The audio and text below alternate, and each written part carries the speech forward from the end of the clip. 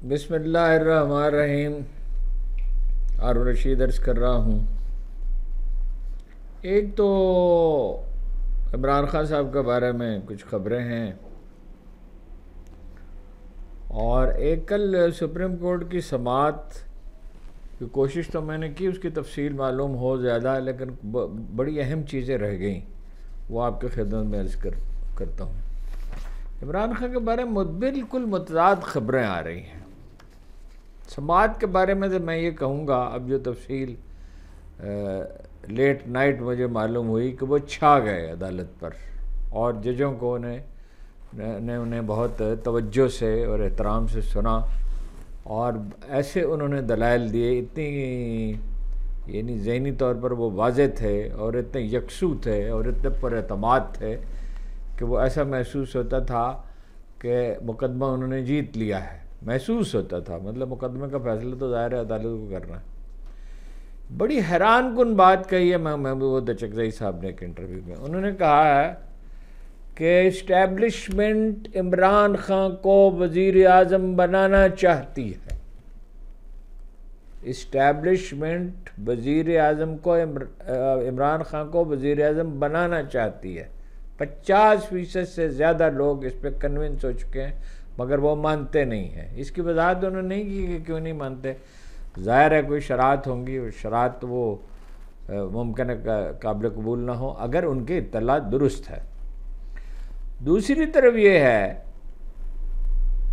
کہ ایک بہت قابل اعتماد ذریعے نے خبر دی ہے کہ وفاقی حکومت کے حکم پر عمران خان کے خلاف مزید 23 مقدمات بنائے جا رہے ہیں، اور ان سب میں ان کی گرفتاری مطلوب ہے۔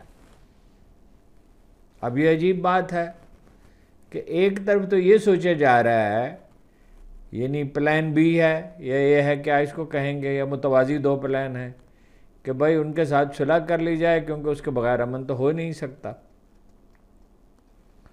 اور دوسری طرف یہ ہے کہ نئے مقدمات بنائے جا رہے ہیں، یعنی دباؤ بھی رکھا جائے، یعنی وہ سمجھوتا کریں تو خوف زدہ ہو کر کریں۔ میرا خیال ہے یہ اپروچ ہی بنیادی طور پر غلط ہے۔ یہ بات ثابت ہو گئی کہ سمجھوتا وہ نہیں کریں گے۔ وہ ایک آدمی مینٹلی تیار ہو جاتا ہے جان دینے کے لیے، وہ کیا سمجھوتا کرے گا۔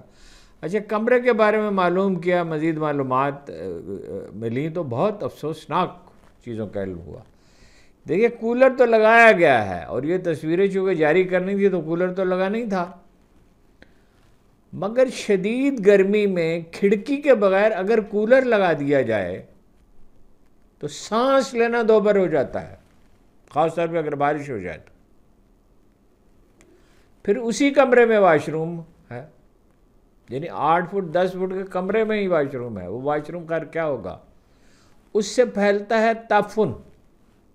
دروازہ تو کھولا نہیں ہوتا، دروازہ تو بند ہوتا ہے قیدی کا، سلاخیں ہوتی ہیں، اور ہوا تیزی سے باہر نہیں نکل سکتی۔ ہوا وینٹیلیشن تب ہوگی دونوں طرف کھڑکیاں ہوں تو، دونوں طرف کھڑکیاں تو نہیں ہوتی جیل میں۔ اس کے مقابلے میں کوشش کرتا ہوں اس میں وہ کمرہ آپ کو دکھا دوں جو محترمہ، جس کا حال ہی میں انہوں نے دورہ بھی کیا، محترمہ مریم نواز کا تھا۔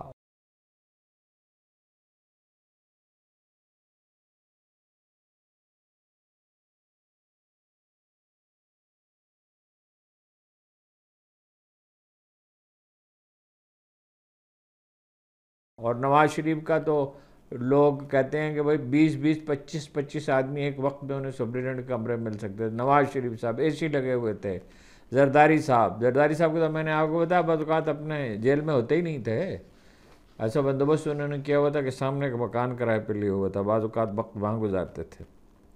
بہت اذیت ناک ماحول میں انہیں رکھا گیا ہے۔ گزارش یہ ہے، اور بھی چیزیں ہیں، لیکن 3 چیزوں کی وجہ سے ملک دیوالیہ ہو رہا ہے۔ ایک تو بجلی گھر ہیں، 41,000 میگا واٹ کی ادائیگی کرنی ہے ہر حال میں، کیپیسٹی پیمنٹ، یعنی جتنی ان کی استعداد ہے، پیداوار نہیں، جتنی پیداوار کی استعداد ہے، اور بجلی پیدا ہو رہی ہے 25,000 میگا واٹ، تو یہ 16,000 میگا واٹ کی۔ پھر بجلی کے بلوں میں بہت اعتراض ہے کہ 30 دن کی بجائے 40 دن کا، جس سے وہ اگلے سلیب میں چلا جاتا ہے۔ پھر جعل سازی کے بھی اس میں واقعات ہوتے ہیں۔ تو صنعت کو تو برباد کر دیا نا۔ ٹیکسٹائل انڈسٹری کے کچھ لوگوں سے میری بات ہوئی ہے، وہ کہتے ہیں یہی وہی پاکستان ہے، یہ وہی بجلی گھر ہیں، یہ وہی ملک ہے، یہ وہی سرکاری افسر ہیں، اسی طرح کی ایک حکومت ہے۔ ان کے زمانے میں ہمیں مزدور نہیں ملتے تھے، ہم ان سے کہہ رہے تھے عمران خان کے زمانے میں کہ یہاں ٹریننگ انسٹیٹیوٹ بنائیں، ٹرینڈ ورکر نہیں ملتا۔ اور اب ہم یہ سوچ رہے ہیں کہ ٹیکسٹائل انڈسٹری 1-2 مہینے کے لیے بند ہی کر دیں، اور ٹیکسٹائل ہی سب سے بڑی آپ کی برآمدات ہے۔ اگر وہ بند ہو جائے گا تو کیا ہوگا؟ اس کے ذمہ دار کون ہے؟ یہ بجلی گھر زیادہ قیمت بولے اپنا بے نظیر بھٹو، آصف علی زرداری، نواز شریف، شہباز شریف، ان کے اور ان کے قریبی لوگ۔ اور یہ کہا جاتا ہے کہ دراصل یہ انہی کے ہیں، بہت سے زیادہ تر تو انہی کے ہیں اپنے، یہ ان کے فرنٹ مین ان کے ہیں، یہ کہا جاتا ہے۔ اب اس کی تحقیق کون کرے؟ اس کی تحقیق تو سپریم کورٹ کو کرنی ہوگی، کمیشن بنانا ہوگا۔ اگر ان کے ہیں اور اس نرخ پہ ہیں، اور کوئلہ جو ہے وہ زیادہ قیمت پہ درآمد کیا جاتا ہے، اور انحصار ہی درآمدی کوئلے پہ کیوں رکھا گیا ہے جس سے قیمت بڑھ جاتی ہے؟ اس کی وجہ کیا ہے؟ جماعت اسلامی کے امیر نعیم الرحمان صاحب نے تو یہ کہا کہ ایک ایسا ادارہ بھی ہے جسے 60 ارب روپے دیے گئے، اور وہ کارخانہ کھولا ہی 2 سال میں، کھولا ہی نہیں گیا۔ 60 ارب روپے کل منافع انہوں نے شو کیا، یعنی 60 ارب سے بھی کچھ اوپر ملا ہوگا، کچھ تو ملازم وہاں رکھے ہوں گے نا، کسی وقت چلانا پڑ سکتا ہے۔ 60 ارب روپے پنجاب کا ایجوکیشن کا بجٹ نہیں ہے۔ 60 ارب روپے اگر آئی ٹی پہ لگ جائیں تو پاکستان کو 2-3 سال میں $5-6 بلین کی آمدن ہو سکتی ہے۔ پھر سرکاری ادارے ہیں، سٹیل مل ہے، پی آئی اے ہے، ریلوے ہے، وغیرہ وغیرہ، بے شمار درجنوں ادارے ہیں، 1000 ارب روپے ان پہ برباد ہو رہا ہے۔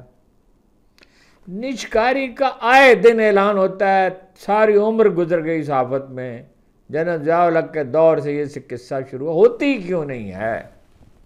یہ کون سی مافیاز ہیں، کون سے کارٹلز ہیں، کون سے گروپ ہیں، کون لوگ ہیں جو ہونے نہیں دیتے؟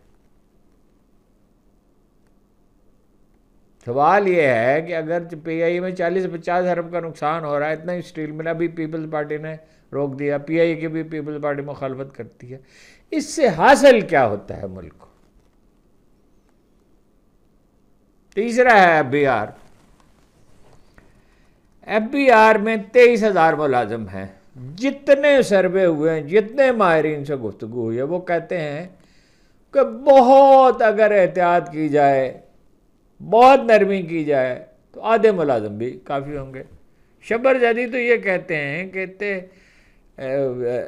چند ہزار ملازموں کی ضرورت ہے، اس میں 20-22 ہزار تو کام 20 ہزار تو کام ہی نہیں کرتے۔ اور پھر ملازمین کی تعداد جتنی زیادہ ہوگی، ظاہر رشوت اتنی زیادہ ہوگی، اور they are almost all of them are corrupt. کچھ لوگ ہیں جو ہو سکتے ہیں جو کرپٹ نہ ہو، لیکن وہ کرپشن کو روکتے تو نہیں ہیں۔ اس پہ کیوں کام نہیں ہوتا؟ 12 آدمی کل نکالے گئے۔ میں نے ایک صاحب سے کہا جو ان معاملات سے واقف ہیں، جو اس پہ مستقل کام کرتے رہتے ہیں، کہ 12 نکالے گئے۔ انہوں نے کہا باقی 22,000، 99,000 اور 988 رہ گئے۔ تو حاصل کیا ہوا اس سے؟ ڈاکٹر شعیب سڈل تو یہ کہتے ہیں، شبر زیدی تو یہ کہتے ہیں کہ اگر ان سب کو گھر بھیج دیا جائے، سب کو، سرے سے ایک آدمی بھی نہ ہو، اور تنخواہیں بھی دی جائیں، تو بھی آمدن بڑھ جائے گی، کیونکہ یہ ٹیکس دینے دیتے نہیں ہیں کسی کو۔ میں آپ کو بتا چکا ہوں 3 اپنے تجربات رحیم یار خان کے، چمن بارڈر کا، 4 ایک آزاد کشمیر میں بہت پہلے ایک واقعہ ہوا تھا، مرحوم فاروق گیلانی کو انچارج بنایا گیا تھا، ایک سس کے بارڈر پہ۔ رحیم یار خان میں 2 گنا، باقی تینوں جگہ جب سے اچھے افسر لگائے گا 3 گنا ٹیکس بڑھے، 3 گنا۔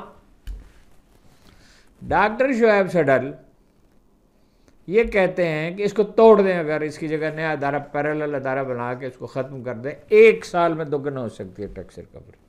ہارون خواجہ بھی یہی کہتے ہیں جو 20 سال سے اس پہ کام کر رہے ہیں۔ اس وقت جو گنتی کے چند افسر ہیں ٹیکس کلیکشن کے سسٹم میں، جنہیں ہم جانتے ہیں، چند ایک پورے مکمل صاف ستھرے اجلے آدمی، ان میں سے ایک صاحب سے میں نے پوچھا، انہوں نے کہا بھائی 12 آدمیوں کو نکالنے سے کیا ہوتا ہے، کم از کم 300-350 جو ٹاپ کرپٹ ہیں ان کو تو نکالیں۔ حکومت اس پہ ایک قدم بھی اٹھاتی کیوں نہیں ہے؟ یہ بات کسی طرح سمجھ میں نہیں آتی۔ ڈیجیٹلائزیشن کے، کمپیوٹر کے اس زمانے میں چند 100 آدمیوں کی ضرورت ہے، 80% ٹیکس تو 3 کمپنیاں ادا کرتی ہیں، اور حال یہ ہے ٹیکس وصولی کے معاملے کا کہ سگریٹ تقریباً سب کے سب جو مہنگے سگریٹ ہیں جعلی بک رہے ہیں، اور 3 ارب روپے کا نقصان تو صرف اسی میں ہو رہا ہے، 300 ارب کا سگریٹ میں۔ یہ کون سا نظام ہے؟ دنیا بھر میں کشکول لیے بھیک مانگتے پھرتے ہیں، انویسٹمنٹ مانگتے پھرتے ہیں، وہ جو یہاں نقصان روکا جا سکتا ہے 2-3 ہزار ارب روپے کا، وہ کیوں نہیں روکتے؟ اور جو ٹیکس کلیکشن میں 4-5 ہزار ارب کا کم از کم آسانی سے اضافہ ہو سکتا ہے، 6,000 کا 7,000 کا ہو سکتا ہے، وہ کیوں نہیں کرتے؟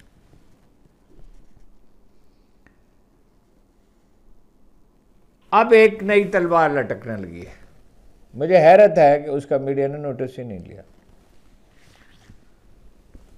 پختونخوا کی حکومت نے اعلان کیا ہے کہ ہم اپنا بجلی کا ڈسٹریبیوشن کا نظام، تقسیم کا، بجلی فراہم کرنے کا اپنا سسٹم بنائیں گے، لائنیں بچھائیں گے۔ ویسے اطلاع عرض ہے کہ بہت سا نقصان جو ہے وہ اس لیے ہوتا ہے کہ ہمارا سسٹم جو ہے بجلی پہنچانے کا وہی نامکمل ہے، یعنی پیدا اگر پوری ہو جائے اور فرض کیجئے اس کی کھپت بھی ہونے لگے، اس وقت تو خیر کوئی کاروبار ہو ہی نہیں رہا، تو وہ سسٹم ہی موجود نہیں ہے، اس پہ کام کیوں نہیں ہوتا؟ یہ سوال پارلیمنٹ میں اٹھتا کیوں نہیں، بحث کیوں نہیں ہوتی؟ آج پارلیمنٹ کا بڑا ذکر ہوا سپریم کورٹ میں، یہ سمجھ میں نہیں آتا یہ سیاسی جماعتیں کیا کر رہی ہیں۔ کم از کم پی ٹی آئی کو یہ سوالات اٹھانے چاہیے۔ اب سوال یہ، وہ کہتے ہیں پختونخوا کی حکومت کہتی ہے کہ 18ویں ترمیم ہمیں اس کے اختیار دیتی ہے۔ پانی سے بجلی کتنے روپے یونٹ پیدا ہوتی ہے آپ لوگوں کو اندازہ ہے؟ 4-5 روپے 6 روپے۔ اگر وہ 10 روپے 15 روپے 20 روپے یونٹ دیں اور امن و امان کی ضمانت دیں تو انڈسٹری تو ساری وہاں شفٹ ہو جائے گی، اس سے صوبے کا تو بھلا ہوگا، جو اچھی بات ہے، لیکن ملک کی معیشت پہ کیا گزرے گی؟ وزیر آباد، سیالکوٹ، فیصل آباد، لاہور اور سب سے بڑھ کر کراچی میں بجلی کا یونٹ جب 70-75 روپے کا ہوگا، 85 کا ہوگا، پھر 100 کا ہو جائے گا، تو انڈسٹری چلے گی کیسے؟ جب آپ اگر پختونخوا کو میں رکاوٹ نہیں، رکاوٹ ڈالی جائے گی تو اس سے بے چینی پیدا ہوگی، اشتعال پیدا ہوگا۔ تو یہی کام گلگت بلتستان کیوں نہیں کرے گا، آزاد کشمیر کیوں نہیں کریں گے؟ اپنی ضرورت سے زیادہ بجلی پیدا کر سکتے ہیں، آزاد کشمیر تو آلریڈی زیادہ کر رہا ہے، گلگت بلتستان کا ڈیٹا میرے پاس نہیں ہے، پختونخوا بھی اپنی ضرورت سے زیادہ کر رہا ہے۔ مسئلہ تو آج کی دنیا میں انرجی کا ہے۔ امریکہ اور جو سر جنگ ہو رہی ہے چین کے درمیان، اور روس کا اور مغرب کا جو معاملہ ہے یورپ کا، وہ انرجی کا ہے نا۔ دنیا تو انرجی پہ منحصر ہے، انڈسٹری تو انرجی پہ منحصر ہے نا۔ اس کے معاملے میں اتنی یعنی لا تعلقی اور اتنی بے رخی اور اتنی بے نیازی۔ پہلی بات یہ ہے کہ دگنی قیمت پہ آپ بجلی دے رہے ہیں۔ وہ بنگلہ دیش میں ہم جیسے انسان بستے ہیں، انڈیا میں ہم جیسے انسان بستے ہیں، گیس وہ سستی خریدتے ہیں، بجلی وہ سستی خریدتے ہیں، کارخانے وہ ان کے ہاں سستے لگتے ہیں، فیکٹریوں کو بجلی ان کے ہاں ہمارے مقابلے میں تقریباً آدھی قیمت میں ملتی ہے، تو آپ کیسے کمپیٹ کر سکتے ہیں؟ اور پھر جو سرمایہ ہے وہ ملک سے باہر منتقل ہو جاتا ہے۔ آج عمران خان نے کہا، اس کی تفصیل میں آپ کو الگ سے بتاتا ہوں۔ سینیٹر مشاہد حسین صاحب نے کہا، میں آتا ہوں سپریم کورٹ کی اس پہ اپنا جو گفتگو رہ گئی تھی، حصہ رہ گیا تھا بیان کرنے سے، انہوں نے کہا کہ ملک کی ساری سیاست عمران خان کے گرد گھوم رہی ہے، جسے ہارا ہوا معمولی سیاستدان کہا جاتا تھا، وہ آج مقبول ترین ہے۔ اس سے پہلے وہ کہہ چکے ہیں کہ پی ٹی آئی کے جلسوں میں قومی ترانہ گایا جاتا ہے، قائد اعظم کی تصویر لگائی جاتی ہے، اقبال کا تذکرہ ہوتا ہے، چاروں صوبوں میں ہے، ہر صوبے میں ہر جگہ ہے۔ تو یہ ملک کو جوڑنے والی جماعت ہے، توڑنے والی جماعت تو نہیں ہے، اس پہ پابندی لگا رکھ کر آپ کو یہ بھی انہوں نے کہا کہ مودی سے آپ بات کر سکتے ہیں، عمران خان سے نہیں کر سکتے، یہ عجیب بات ہے۔ کل سپریم کورٹ کا جو اپنا کچھ حصہ رہ گیا تھا رات کو، وہ میں عرض کرتا ہوں۔ عمران خان دلائل دے رہے تھے، جیسے اظہر من اللہ نے کہا خان صاحب کہہ رہے ہیں کہ جیل کو کوئی اور کنٹرول کرتا ہے، یہ بڑا سنجیدہ معاملہ ہے، جس پر خان نے ہاتھ کھڑا کیا اور کہا ہاں کرنل صاحب۔ اس پر جسٹس مندوخیل نے کہا کرنل صاحب نہیں۔ لگ بھگ 30-35 منٹ مکالمہ رہا ججوں کا، معزز جج حضرات کا اور عمران خان کا۔ بار بار سیاسی جماعتوں سے مذاکرات کا مشورہ دیا، میں نے رات بھی آپ سے عرض کیا تھا۔ عمران خان نے کہا قاضی عیسیٰ صاحب کو مخاطب کر کے، چیف جسٹس صاحب کو، ایک آرڈر آپ نے لکھا ہے کہ براہ راست نشریات کے حوالے سے آپ نے کہا میں نے پوائنٹ سکورنگ کی، براہ کرم مجھے بتائیں کہ میں نے کون سی پوائنٹ سکورنگ کی۔ میں ملک کی سب سے بڑی سیاسی جماعت کا سربراہ ہوں، قاضی صاحب عمر میں بھی میں آپ سے بڑا ہوں، میری بات پر غور فرمائیں، سمجھیں میری بات کو۔ قاضی فاضل صاحب نے کہا براہ کرم اس طرف دیکھیں، اس طرف نہ جائیں، ہیں تو حاضر دماغ قاضی صاحب، اس طرف نہ جائیں، کیس پر رہیں۔ عمران خان نے بات جاری رکھی، میں دیکھ رہا ہوں کہ ملک انتہائی خوفناک صورتحال سے دوچار ہے، قوم آپ کی طرف دیکھ رہی ہے، ملک میں غیر اعلانیہ مارشل اللہ نافذ ہے۔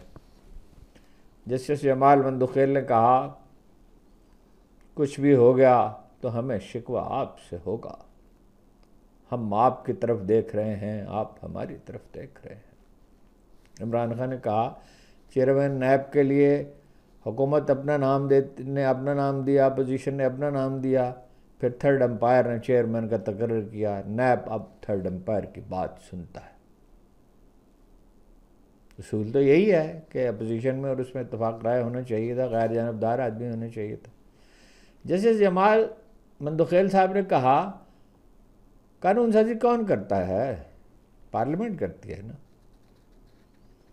عمران خان نے کہا قانون سازی پارلیمنٹ ہی کرتی ہے، بالکل ٹھیک ہے، لیکن کون سی پارلیمنٹ؟ جسے مینڈیٹ حاصل ہو، یہ فارم 45 والی پارلیمنٹ نہیں ہے۔ اس سے استدلال کا کیا جواب ہے کسی کے پاس؟ جب گرہ ہی نہیں کھولی جائے گی، بنیادی سوال سے بحث ہی نہیں کی جائے گی، تو مسئلہ حل کیسے ہوگا؟ عمران خان نے نیب کی ریکوری سے متعلق کا اعداد و شمار پیش کیے تو کہا ملک کا پیسہ تو باہر پڑا ہے، واپس کیسے آئے گا؟ جیسے جمال مندوخیل نے کہا اس عدالت میں جتنے لوگ موجود ہیں اس بات پر سب آپ سے متفق ہیں، لیکن یہ کام تو پارلیمنٹ کو کرنا ہے۔ نیب کا قانون، ایک اور بڑا نقطہ انہوں نے اہم کیا، نیب کا قانون اور اس کے کام کا طریقہ کار دو مختلف چیزیں، اپنی جگہ یہ ایک اہم بات ہے، اس پر غور کریں۔ جسٹس صاحب نے یہ بھی کہا، جسٹس مندوخیل صاحب نے، اگر آپ اردو میں بات کریں تو بہتر ہے، مگر پھر چیف جسٹس صاحب نے فوراً ہی کہا آپ کو جس طرح آسانی ہے آپ اس طرح بات کریں۔ خیر وہ اردو میں آسانی سے بات کر سکتے ہیں، انگریزی میں زیادہ فلوئنٹ ہے عمران خان، دائرہ تعلیم ساری ان کی انگریزی میں۔ جسٹس اطہر من اللہ صاحب نے کہا نیب ترامیم کو کالعدم قرار دینے کی کوئی وجہ ہی موجود نہیں تھی۔ آپ نے خان صاحب شاید میرا نوٹ نہیں پڑھا، نیب سے متعلق آپ کے بیان کے بعد کیا باقی رہ گیا؟ عمران خان نے کہا میرے ساتھ 5 دن میں نیب نے جو کیا اس کے بعد اس کا کیا اعتبار ہوگا؟ 27 سال سے وہ یہی کر رہے ہیں۔ یہ کچھ چیزیں رہ گئی تھیں تو میں نے کہا آپ سے عرض کر دوں، آپ کا بہت بہت شکریہ۔